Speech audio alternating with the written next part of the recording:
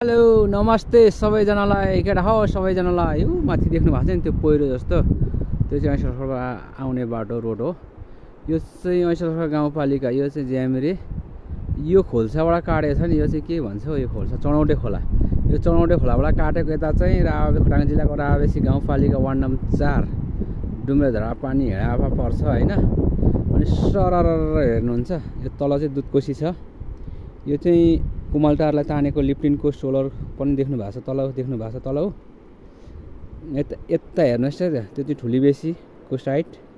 अनि यता हेर्नुहोस् है त यो चाहिँ हाम्रो रावेसी गाउँपालिका वार्ड नम्बर 4 भित्रै पर्ने हरे खोलो।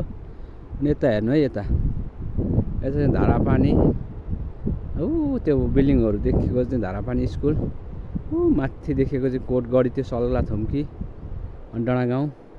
अनि यहाँ देख्नु भएको छ नि त्यो पर त्यो पहिरो भन्दा पर्दा सिमली अनि यो तलको चाहिँ गोठपानी अनि उता भरलेन चाहिँ देखेको छैन है। ल हेर्न सक्नुहुन्छ यो एकदम कञ्चन एकदम सफा। अब टाढैबाट भए पनि दुधकोशीको चाहिँ दर्शन गर केटा हो मेरो केटा हो दुधकोशीको चाहिँ दर्शन गर हेर दुधकोशी दुध जस्तै छ नि बहेको। Thank you so much video मनपर्छ लाइक कमेन्ट सेयर।